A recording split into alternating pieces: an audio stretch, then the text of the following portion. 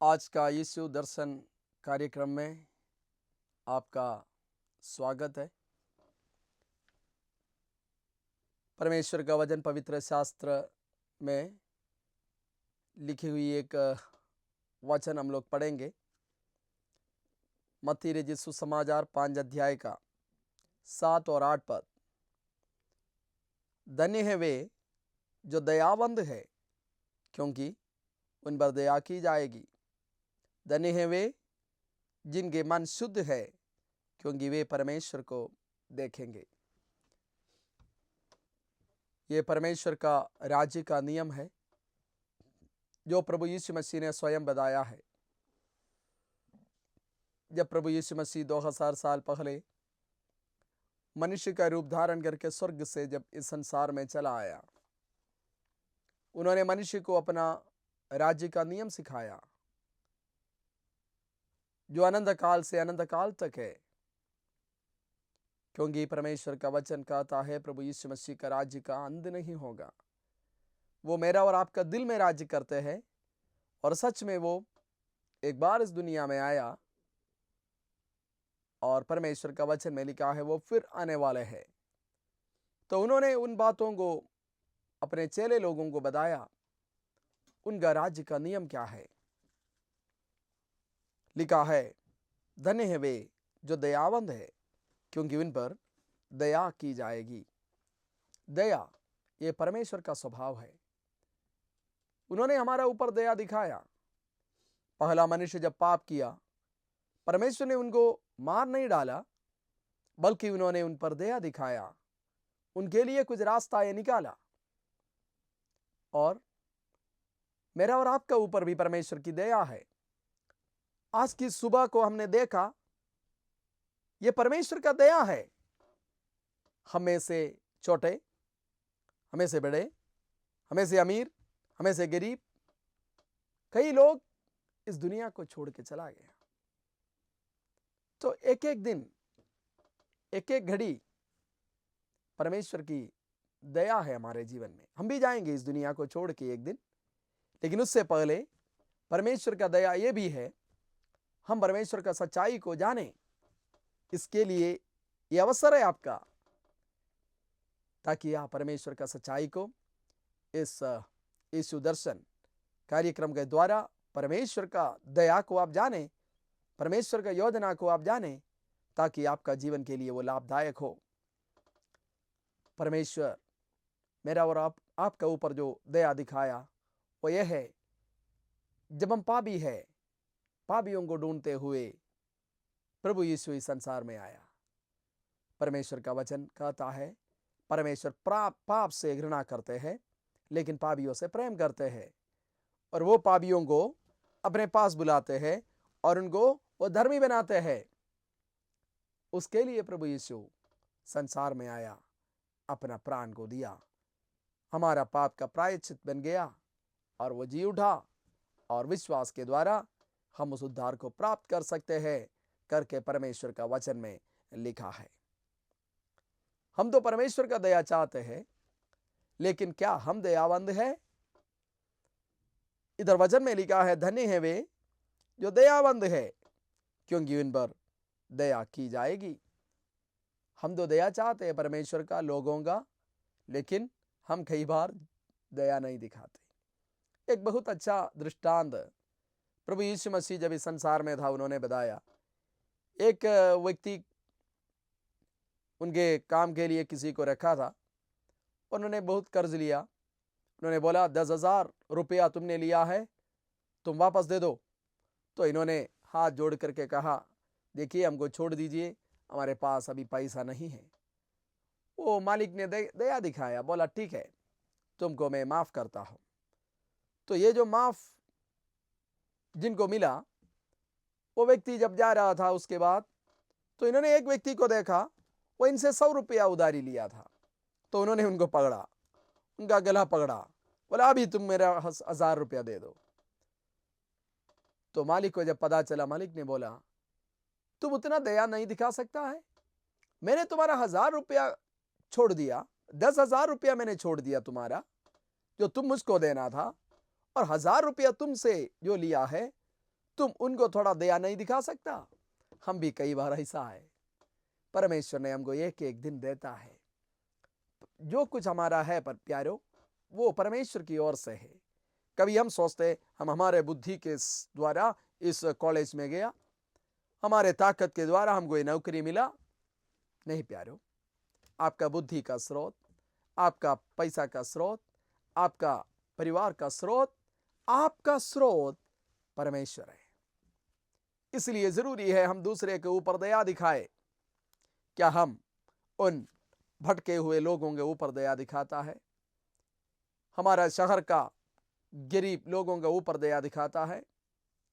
हम उन बच्चों के ऊपर दया दिखाता है जिनका माँ बाप नहीं है? हम उन बच्चों के ऊपर दया दिखाते हैं जिनके माँ बाप कुछ ऐसा बीमारी से चला गया इस दुनिया छोड़कर, जैसा कि HIV एड्स,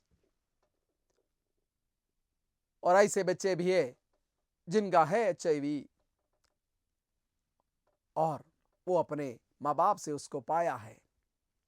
हम भूल जाते हैं सब, हम हमारे आंखों को बंद करते हैं, हम उनके साथ कुछ बांटने के लिए नहीं चाहते हैं। हम हमारा छोटा सा एक केज बना करके उसमें रहना पसंद करते हैं।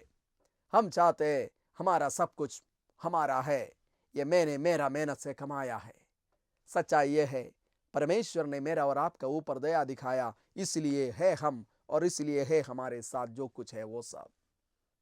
हम अपना बेटी का ऊपर, बेटा का ऊपर, पत्नी के ऊपर दया दिखाना भूल जाते हैं। छोड़ दीजिए बाहर के लोगों के बात। लेकिन परमेश्वर कहते हैं, धन्य है वे जो दयावंद है, उन पर दया की जाएगी। अगर आप इस प्रकार का गलती आपका जीवन में किया है तो वक्त है आप पश्चाताप करें। हमको कोई हक नहीं है किसी का जन्म को रोकने का। हमको कोई अधिकार नहीं है जिसको परमेश्वर इस दुनिया में भेज रहा है उसको खत्म करने का। अगर हमने गलती किया तो फिर क्या तरीका है?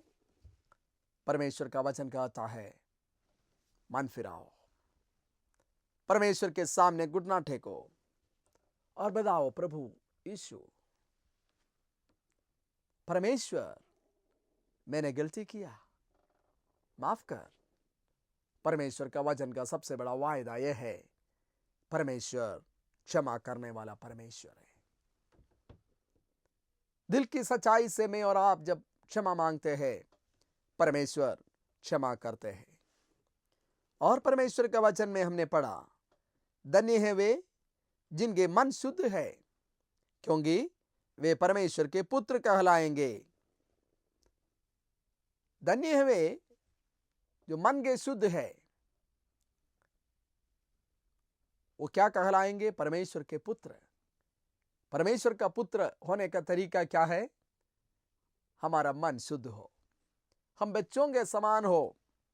एक बार प्रभु यीशु ने बच्चों को अपने पास बुलाया और बोला, बच्चों को मेरे पास आने दो। जब तक कोई इस बच्चे के समान नहीं बनेगा तब तक वो स्वर्ग राज्य में प्रवेश नहीं कर सकता। हम जब बड़े होते जाते हैं, कई होशियारियां हमारे दिल में आ जाते हैं।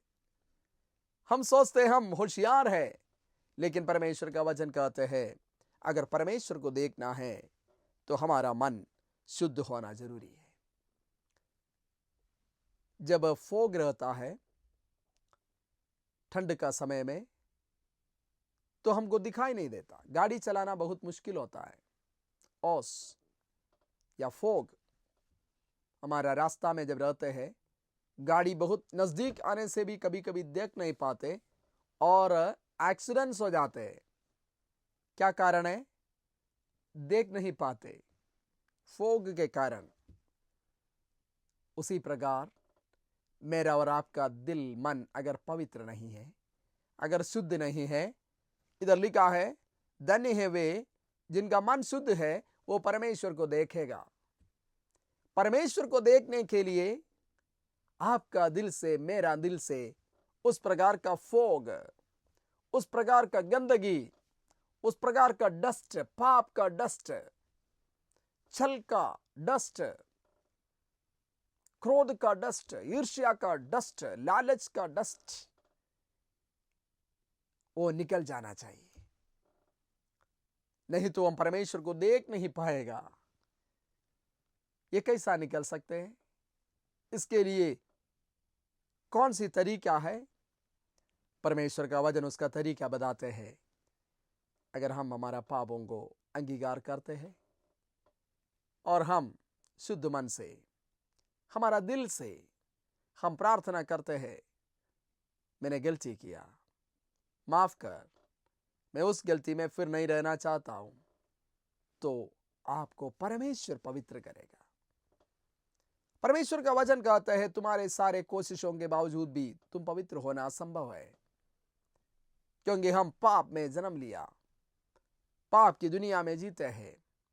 ऐसा कोई तरीका इस दुनिया में नहीं है, परमेश्वर का वचन कहता है, जिसके द्वारा हम अपने आप को शुद्ध कर सकते हैं, हम हमारा दिल को अपने आप पवित्र कर सकते हैं। लेकिन एक तरीका है, वो बहुत आसान तरीका है। मुझको और आपको बचाने के लिए परमेश्वर का वचन कहते हैं 2000 साल पहले जिस प्रभु यीशु ने इस वचन का प्रचार किया, वो हमारा अपराधों को क्षमा करने के लिए वो स्वयं अपराधी बन गया। जहां पे मुझको मरना था वहां पे यीशु मर गया, वचन में लिखा है। और वो जी उठा तीसरा दिन। वो भोर ऐसा एक भोर था, दुनिया उस भोर का इंतजार में था। आज भी वो जीवित है, बुला रहा है, कोई बात नहीं, तुमने पाप किया, मैं क्षमा करूंगा। याद रखिए प्यारो, वचन आज हमने जो पढ़ा, धन्य है वे जिनके मन शुद्ध है, क्योंकि वे परमेश्वर को देखेंगे। और धन्य है वे जो दयावंत है, क्योंकि उन पर दया की जाएगी। परमेश्वर ने हमको कई आशीषें दी है। हमारे परिवार, पत्नी, हमारे बच्चे, हमारे नई अभी होने वाली बेटी, सब परमेश्वर के आशीष है, उनके कृपा है।